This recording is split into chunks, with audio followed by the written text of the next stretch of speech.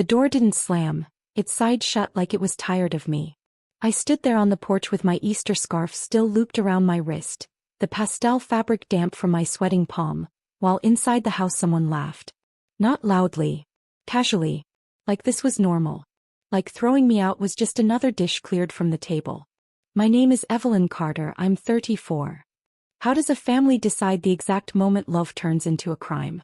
My brother didn't even look angry when he closed the door. He smirked. That small, cruel curl of his mouth I'd seen all my life when he won. My mother stood behind him, eyes fixed on the floor tiles she picked last spring. Wait. Please. Hold. She said nothing. Silence was her vote. Earlier she had reached for my scarf and said, "You smell like dirt now." Not dirt. Soil. Honest soil. The kind that grows food. The kind of man I loved. Outside the air felt too open. The house loomed quiet, windows glowing, already rearranging itself without me. I pressed my fingers to the wood one last time. It felt smooth. Familiar. Finished. That was when I realized something settled inside my chest. Not rage, not grief, but a calm understanding. I was no longer knocking to be let back in. I walked down the front steps slowly like the ground might crack if I rushed it. The gravel pressed into my shoes, each crunch loud in the quiet street. Behind me the house stayed still. No window opened. No one called my name. Easter lilies sat by the door white and perfect watching me leave. The scarf slipped from my wrist and brushed my fingers as it fell. I picked it up, folded it once, then again. My mother had given it to me years ago. I wondered if she remembered. At the end of the driveway I stopped. The sky was pale, undecided. Somewhere nearby a child laughed. Plates clinked. Life kept going with an almost offensive confidence. My phone buzzed. A message from my aunt. "Your mother is very upset. You didn't have to embarrass us." Embarrass. Not hurt.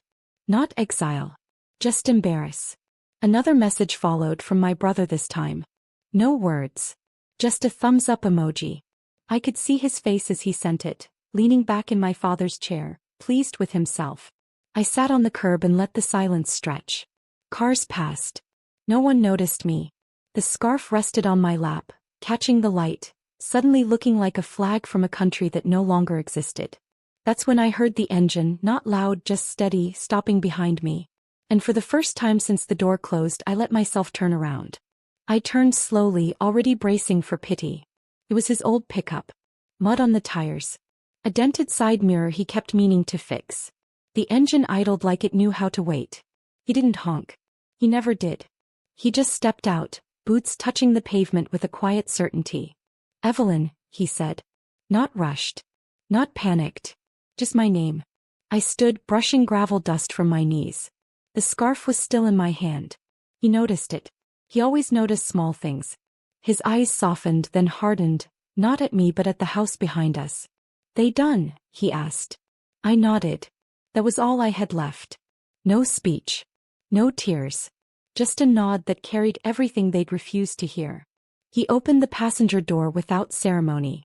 Inside, the seat smelled like sun-warmed fabric and coffee. Familiar. Safe. I climbed in, my body remembering how to settle next to him.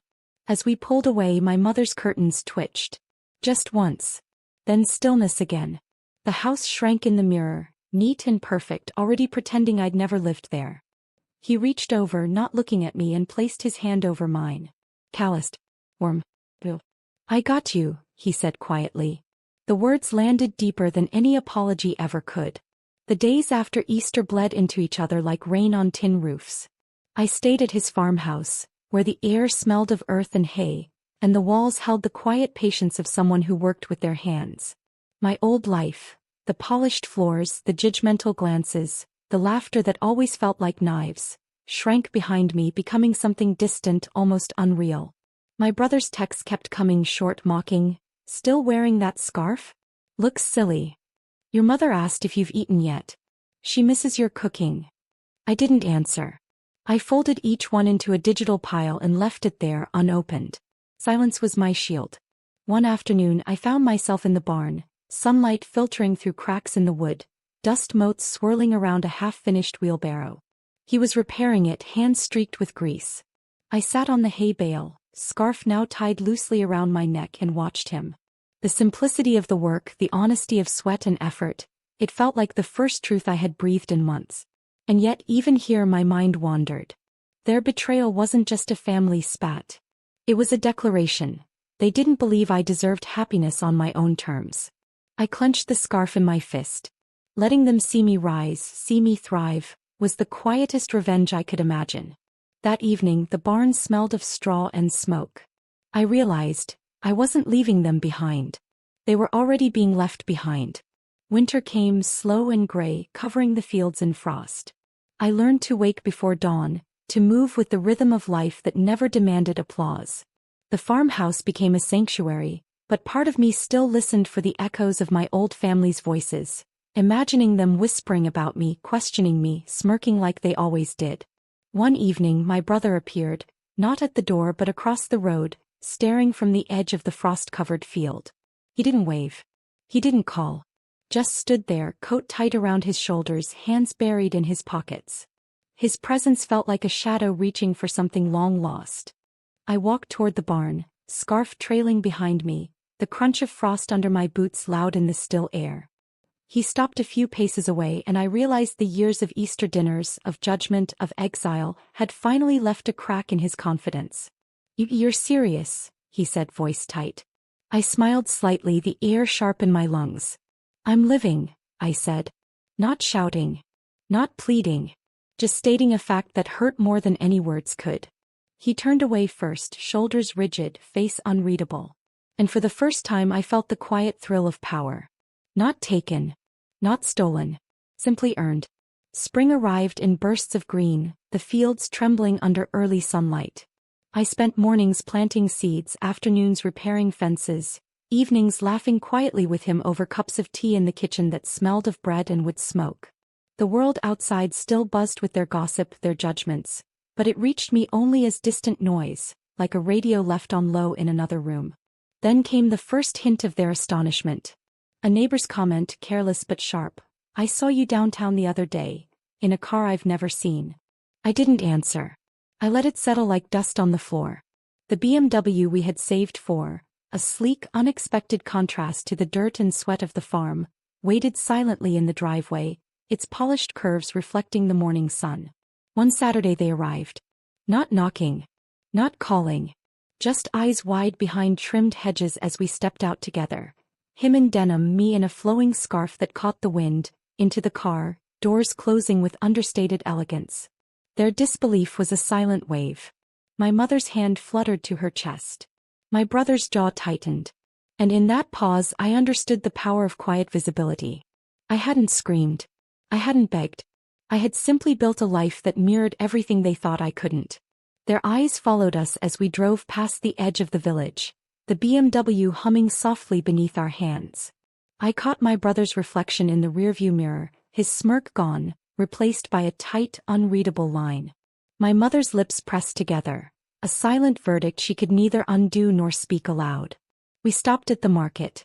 People we knew waved, some curious, some friendly. Whispers followed us. "Isn't that Evelyn Carter? I heard she's doing well." Every word was a small confirmation, a ripple through the pond of their pride. I kept my gaze calm, resting on the horizon where fields stretched endless and free. The scarf looped around my wrist caught the light. The fabric was soft now, a memory of that first Easter, a reminder of exile. He took my hand briefly, a small, grounding gesture, and in it I felt everything I had earned: dignity, peace, and a quiet triumph they could never erase. As we walked back to the car I realized the power wasn't in showing off. It was in existing fully, beautifully, in a life they had tried to deny me. Their shock was a byproduct, not the goal. And somewhere deep in the chest, a calm certainty whispered, they would never forget this Easter.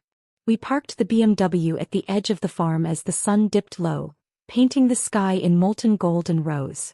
The engine's hum faded, leaving only the soft rustle of leaves and the distant crow of a rooster. I stepped out, scarf brushing my shoulder, and felt the warmth settle into my bones. Later I saw my mother in the village square, eyes wide as she caught sight of us. My brother's jaw slackened, the smirk he always wore gone, replaced by disbelief. They had expected nothing and now they were confronted with everything. My life, my choices, my happiness, all grown from the soil they mocked. I didn't wave. I didn't speak. I simply let them watch, frozen in the echo of their own judgment. The scarf looped around my wrist caught the dying light, a quiet emblem of endurance. And in that moment I understood. Revenge isn't in shaming others. It's in living fully, beautifully in ways they cannot touch, cannot taint. We climbed the steps to the farmhouse together, boots silent against the worn wood. The door closed behind us not like a sigh or a slam, but like a sentence, final, unassailable, peaceful. I paused, touching the frame, feeling the life we had built. I turned to him and whispered almost to myself, "We're home."